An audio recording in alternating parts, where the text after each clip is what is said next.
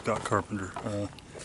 I wanted to do a quick video about trail cam placement if you're trying to put trail cameras up around your camp, your tent site, to keep the Sasquatch away and make a effective fence to electronically to kind of at least keep them back from your camp a little bit. And I'm at a remote camp spot on the lake. It's a free camping spot. It's on Tellico. A tree fell and kind of blocked the trail, but you can go around. You can see here there's 1, 2, 3. Nice fire pit, 3 spots, and there's another camp spot up there. So it's a nice little spot. And of course this is isolated on the lake. Technically that goes to the end of a point. There's water on both sides. And so, but you know, for this exercise we're going to surmise that we've got woods all the way around us. Of course, and even in this situation the Sasquatch could go into the water and come out anyway. So there's no, there's no such thing as doing anything wrong here as far as just getting a good fence put up around your campsite with trail cameras. Like I've documented many times before, Sasquatch can sense or know that the trail cameras are there. They do not like the passive infrared. There's evidence now that they're very sensitive to the light and hour spectrum. So when the cameras come on, it literally hurts their eyes. Also, they don't want to have their picture made. That's another one of their unspoken rules: no pictures.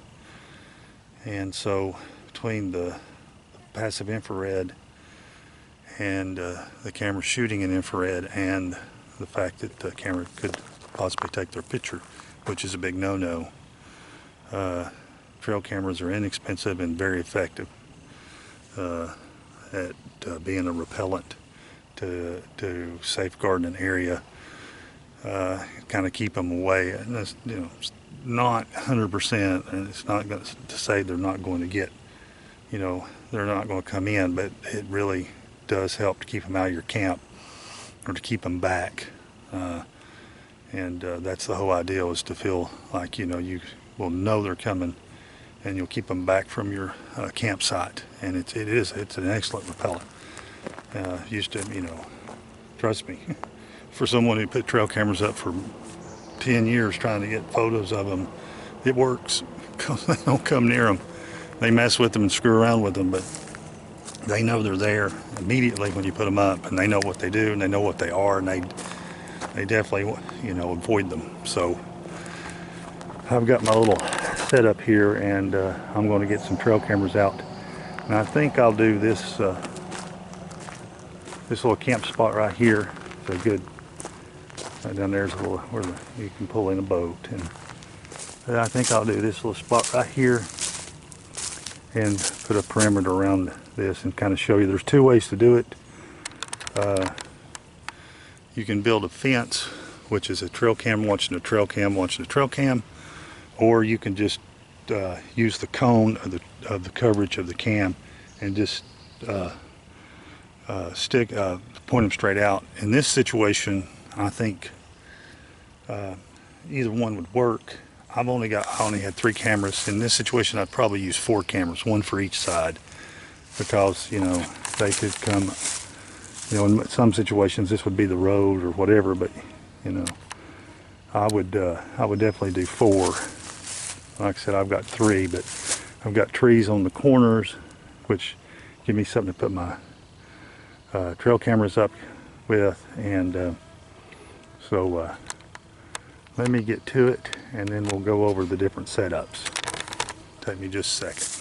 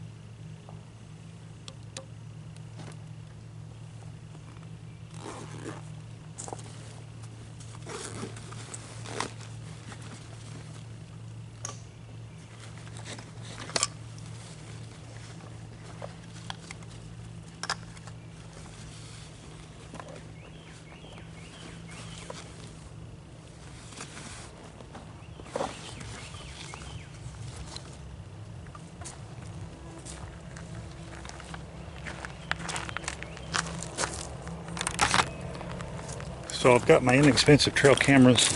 I've got a couple 8-man and a Waz Sports. These are inexpensive, less than $100. You can get them as low as $30 if you're on a budget. It doesn't matter what trail camera, as long as it's a trail camera. It's got a passive infrared sensor. Buy some used ones off of eBay or Amazon. It really doesn't matter because basically, you know, like I said, it's all about the technology. It's all about, that's the deterrence, the technology and what it does, and the fact that you're trying to, you know, get a picture of them or whatever they think, and they just avoid them like the plague. So set this here. Now what I'm going to do first is I'm going to go ahead and do, I'll go ahead and do the what I call the fence. And so that's going to be a camera watching a camera watching a camera. These cameras here have about 40-yard throw. I mean 60 feet, which is 60 feet, 6 yards, 6 to 10 yards. So that's, I'm going to outline it. So what you would do,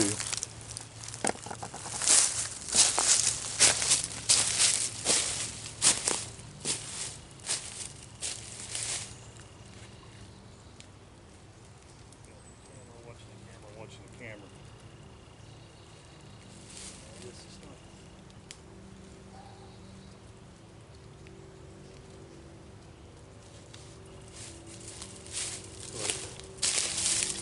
So this camera's going to watch this way. I'm going to set up this camera to watch the other way.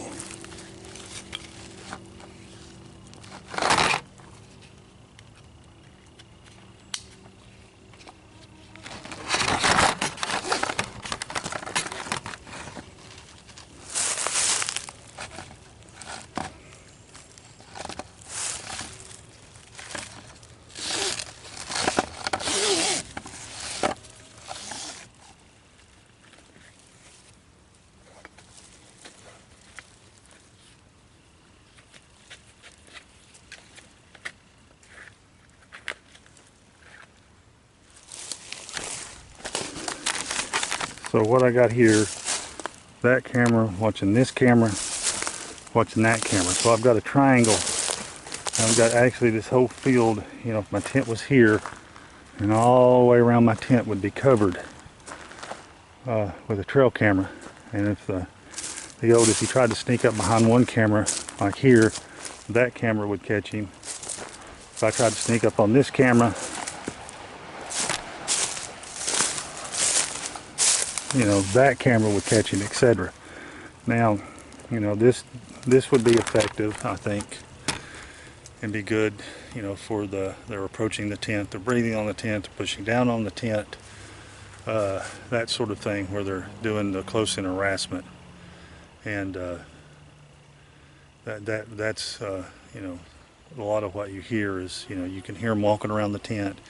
They'll push down on the tent, they'll push in on the tent, they'll be above the tent breathing. Heard a story, count today, they jumped over the tent.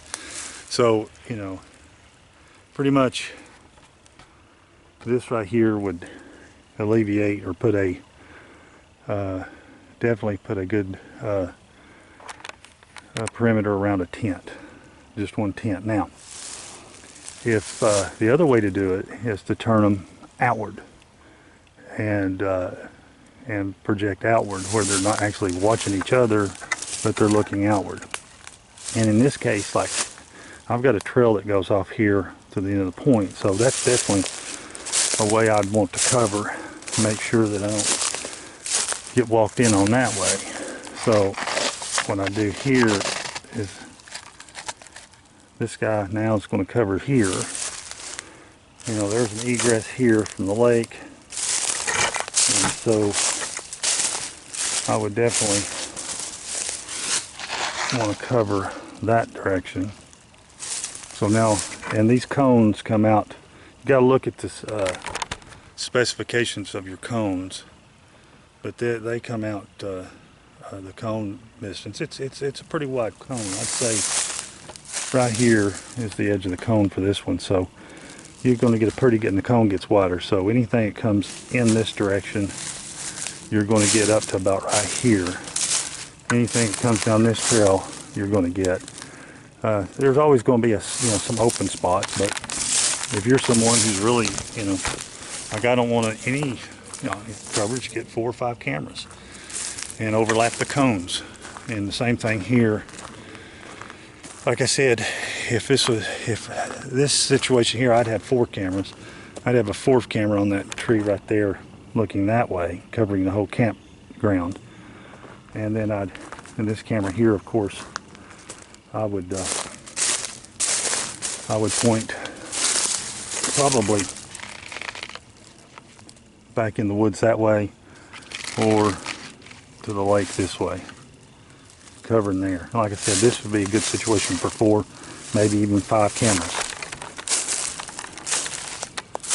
So, and like I said, these cameras are inexpensive. Like I said, you could probably get 5, 6 cameras for $30, $180, and you don't, if you're on a budget, get a couple cameras, and a month later get a couple more, etc., etc. And like I said, there's used cameras, and an older camera that's not brand spanking new will still work as long as the camera's functioning, and it has it's using infrared, passive infrared sensor, which they all do, and it's functioning, and will put out that infrared signal. See, these things, when turned on, have a passive infrared signal, or passive, and it comes on, and so they can, the Sasquatch can definitely, detect that. And then when they're tripped, they actually have infrared emitters, which are excruciatingly painful and blinding to the Sasquatch. It's like, it's a infrared light is right in the eye. So it's very, painful and disturbing to them. So I hope that helps you. I mean, this is a real world situation here. It's been a while since anybody's camped out here. I know from past experience, a lot of people like to come in via the water because you've got places to put your boat here and there, and you got a little bit of privacy. And actually, like I said, it's a nice little camp spot here on Tellico Lake. So I hope that was helpful. Have any questions or comments, please feel free to email me. But hopefully that will give you an idea of what I'm talking about when I'm talking about building a fence or a perimeter with trail cameras to help, ease your mind. I mean, when I camp, I do it. I just, and it's just another layer of deterrence there. There's I pray for protection, and that's my first line of defense. But there's always the practical. I don't think you should all. I have faith, but also I'm not stupid. I'm not going to go kick a bear and say, God protect me from the bear. It's that sort of situation. So God gave you common sense, and you need to use common sense and be prepared, and also use every weapon you have available, from the spiritual to the practical. That's the way I view things. So I hope that was helpful. You guys be safe out there, and I'll talk to you next time.